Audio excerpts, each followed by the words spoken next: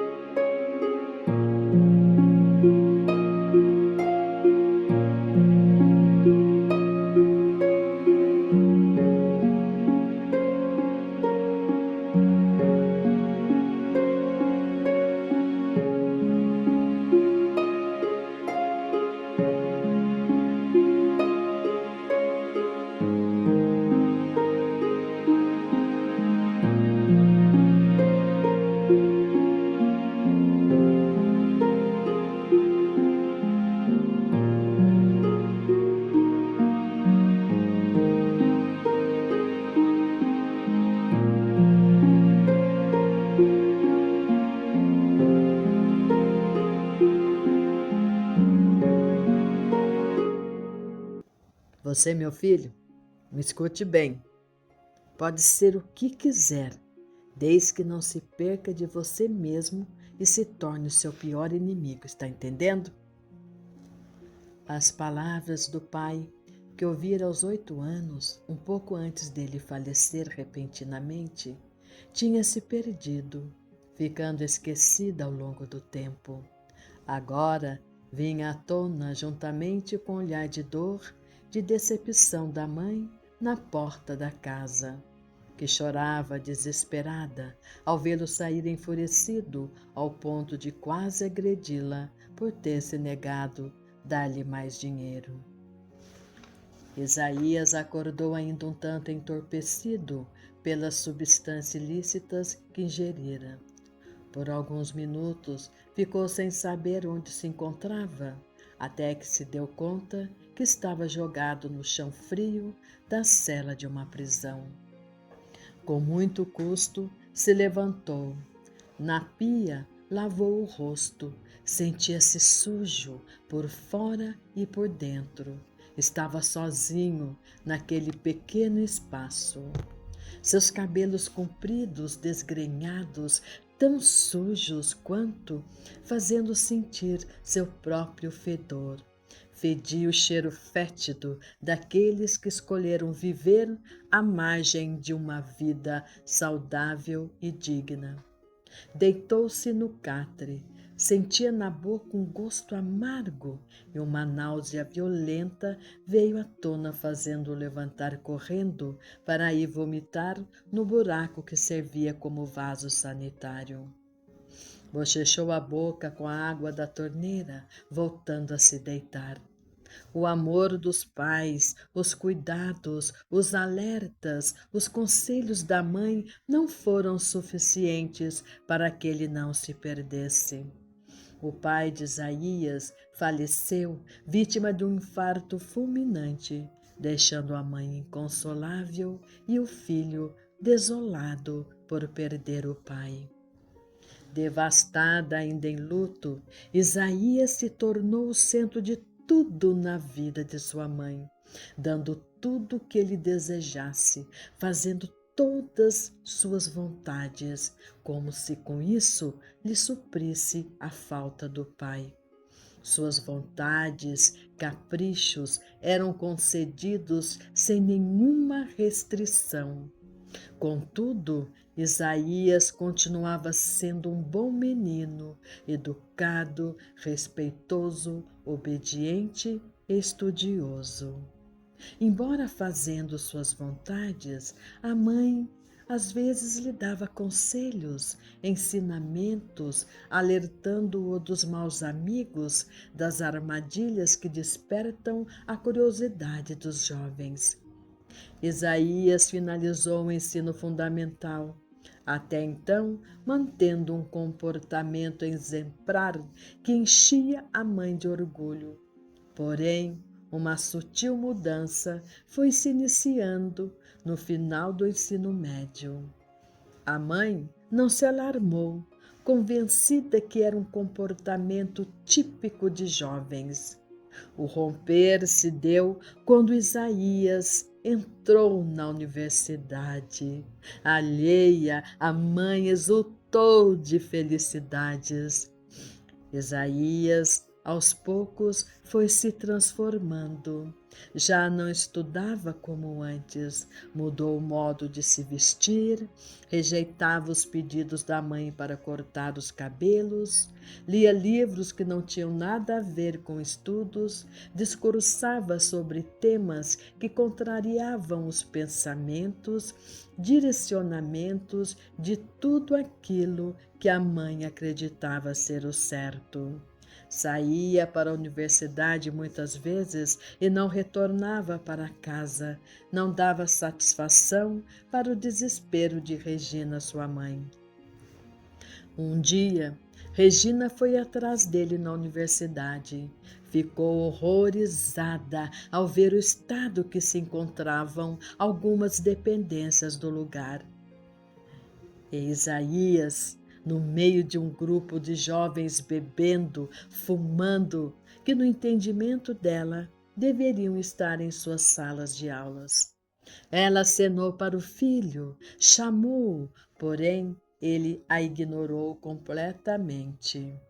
Regina voltou para casa arrasada, destruída, se perguntando onde ela havia errado. Tudo foi piorando com Isaías, seguindo por um caminho muito das vezes sem volta. A mãe implorava, chorava, chegando a ponto de um dia trancá-lo no quarto. Porém, ele arrebentou a porta e saiu. Sem saber mais o que fazer, aguentava calada, com vergonha, com receio de que os familiares e vizinhos soubessem do que se passava com o filho. Achou que, lhe negando dinheiro, ele não teria como comprar aquelas coisas. Ledo engano, ele passou a pegar coisas de casa, suas joias, a ameaçava, chegando ao ponto de quase agredi-la. Um dia, no auge, depois de obrigá-la, torcendo-lhe a mão, a machucando para lhe dar dinheiro, ele saiu batendo a porta furiosamente, dizendo que queria viver a vida dele com seus amigos, seus verdadeiros companheiros. Desde então, Regina não soube mais do filho nem do seu paradeiro. Passou a se culpar, vivendo reclusa, aprisionada na dor em seu coração de mãe, rezando todos os dias para o filho. Isaías, por outro lado, vivia como queria, junto com seus companheiros, desfrutando de tudo sem limites, sem responsabilidade com nada. Quando o dinheiro acabou, os amigos se afastaram. Ficou sem para onde ir, perambulando pelas ruas como um indigente, pedindo dinheiro, uns trocados, para suprir sua dependência. Um dia, na fissura, tentou furtar a bolsa de uma senhora. Foi pego e levado para a prisão. Os primeiros dias que passou encarcerado foram terríveis, tendo que suportar os efeitos da abstinência. Nos momentos de lucidez, ele pôde avaliar sua situação, do abismo em que ele se jogou, no quanto destruía sua vida pouco a pouco, vida que nem bem havia se iniciado. Ele tinha tudo e agora não tinha nada e se sentia um nada. Por ser réu primário, ele foi solto, pediu que não chamassem a mãe. Pensou em voltar para casa, mas não tinha coragem. A mãe certamente não iria suportar vê-lo do jeito em que se encontrava. Ficou andando sem destino até que se viu defronte a uma igreja. Se sentindo cansado e para se abrigar do sol forte, ele entrou. No interior da igreja, os raios solares transpassavam pelos vitrais coloridos, criando uma atmosfera agradável e mística. O silêncio ali reinava, mas dentro de Isaías ecoavam gritos mudos de socorro. Ajoelhadas, duas senhoras rezavam. Encabulado e sem jeito, passou por elas, mas, diferente de outras pessoas da rua que olhavam para ele com nojo e descaso, uma delas levantou a cabeça, olhando diretamente para ele. Foi um olhar que tinha tanta compaixão que tocou Isaías e o fez se lembrar imediatamente da mãe, pois ela era a única que o olhava daquela forma. Constrangido por estar sujo e com mau cheiro, ele abaixou a cabeça, seguindo pelo corredor. Foi se sentar num banco em frente ao altar, onde se encontrava a imagem de Jesus pregado na cruz. Isaías levantou o olhar, dando de frente com aquela imagem de gesso. Por uns instantes, ele fixou seu olhar naqueles olhos da figura de Jesus, que transmitia tanto amor, tanta paz, tanta compreensão. E de repente, ele sentiu dentro de si que Jesus, aquele Jesus, falava com ele.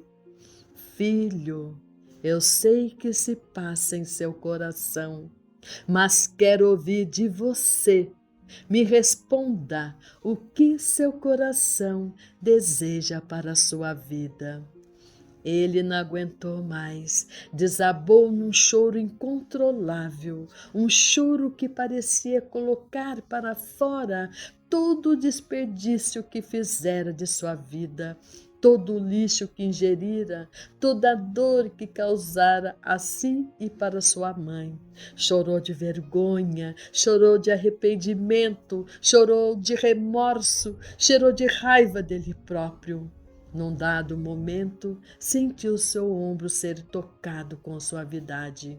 Enxugando desajeitadamente as lágrimas, ele levantou a cabeça, vendo que era a senhora que tinha olhado para ele.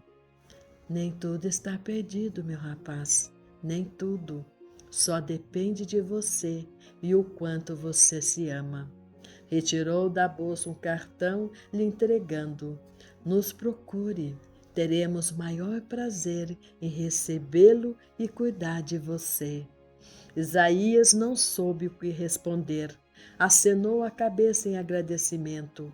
Ela sorriu de volta, fez o sinal da cruz, se virou, caminhando para a porta da igreja. O coração de Isaías se encheu de esperança. Não se importou mais com as lágrimas, se agarrou no restinho de forças que ainda se conservava dentro de si.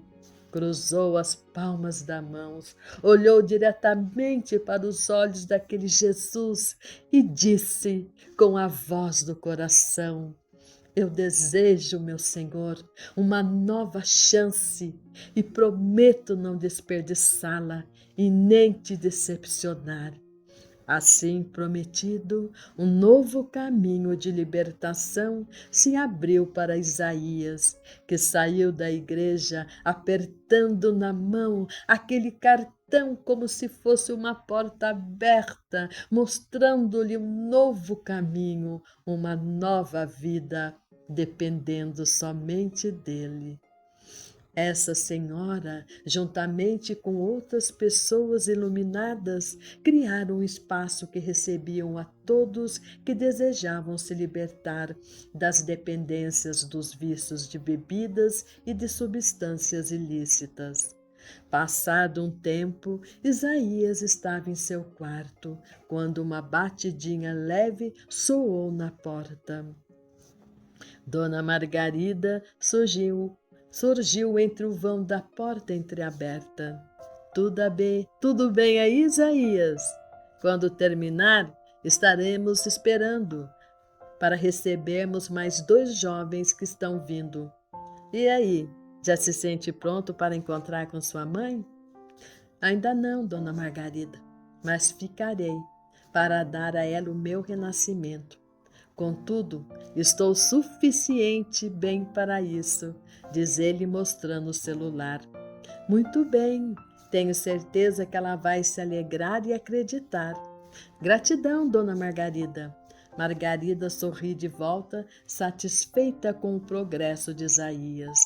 Isaías respira profundamente, levanta o celular e diz: Perdoe, minha mãe. Por enquanto será dessa forma. Olá, mãe. Como a senhora está? Sei que há muito não tem notícias minhas, mas tenho novidades da minha vida que certamente tornarão seus dias mais alegres. Estou em tratamento, mãe, aprendendo, entre outras coisas, que as mudanças ocorrem quando verdadeiramente desejamos. Mas confesso, mãe, que não está sendo fácil. Saí do lugar onde me joguei e tenha certeza que é um lugar onde não pretendo e nem desejo permanecer.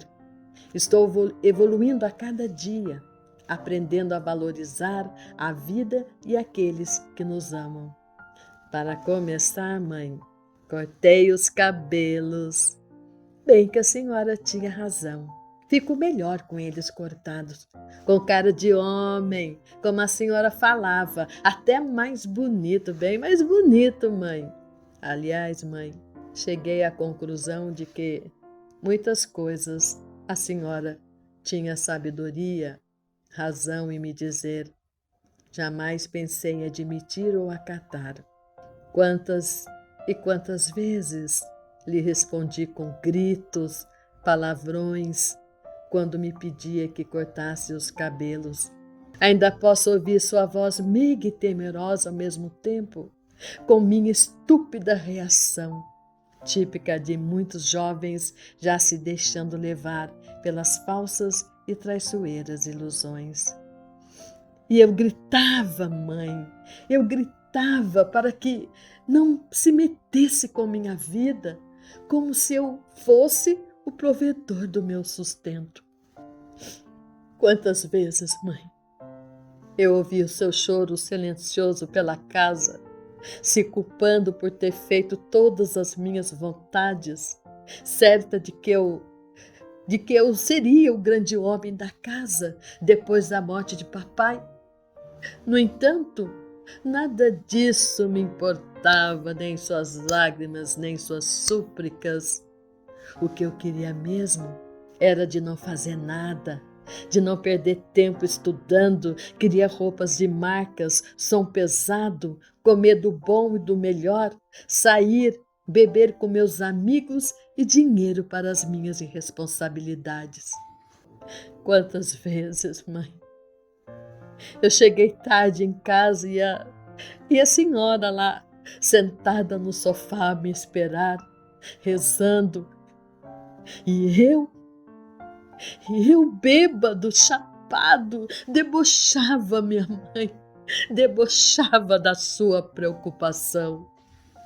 No outro dia, a senhora me acordava com seus sermões, como eu odiava ficar ouvindo seus conselhos e saía batendo a porta aos gritos para que se calasse e me deixasse em paz. Nossas brigas se tornaram diárias e sempre quem falava mais alto era eu. Que se danassem suas lágrimas, seus conselhos e a vergonha que eu causava para a senhora. Quantas vezes, mãe, a senhora me falava que eu parasse antes que fosse tarde demais e eu Eu nem aí, mãe, tava me lixando. O tempo passando e eu tornando-me escravo de tudo que iria me desgraçar. Já há tempo eu vinha fumando aquele cigarrinho no meu quarto e a senhora nem desconfiava, mãe. Imagina meu filho fumar essas coisas. Ele é um pouco rebelde, mas mexer com essas coisas ilícitas, não. Eu a ouvi comentando com a vizinha. Eu ria, mãe. Como eu ria da sua ingenuidade. Banho? Banho nem tomava mais. Me tornei mestre em mentir. Respeito? Não tinha nenhum por nada e nem por ninguém. Zombava de tudo e de todos. Mesmo eu me tornando um farrapo, ainda me achava o bonzão.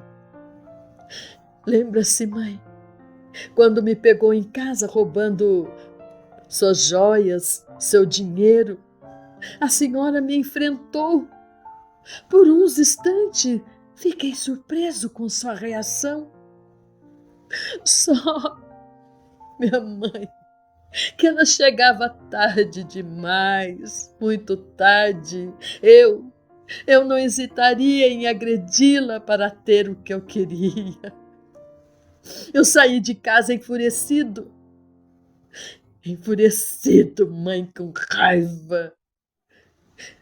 Eu olhei para trás, querendo xingar, esbravejar com a senhora, e vi seu olhar triste e angustiado, cheio de dor,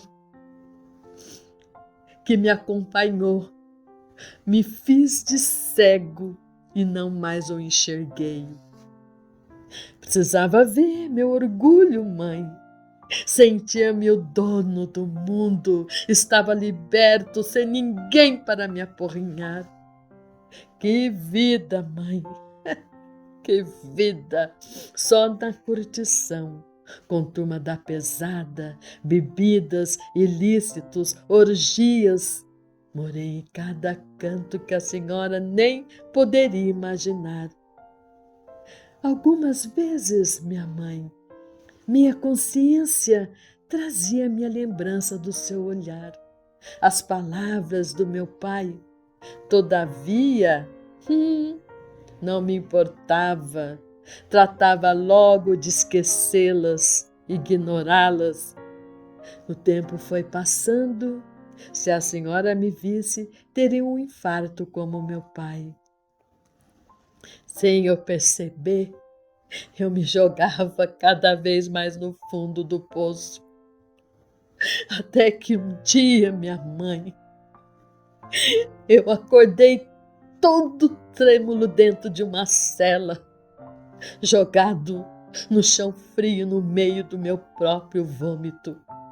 Que desespero, mãe! Aonde eu cheguei? Além de imundo, eu estava todo machucado.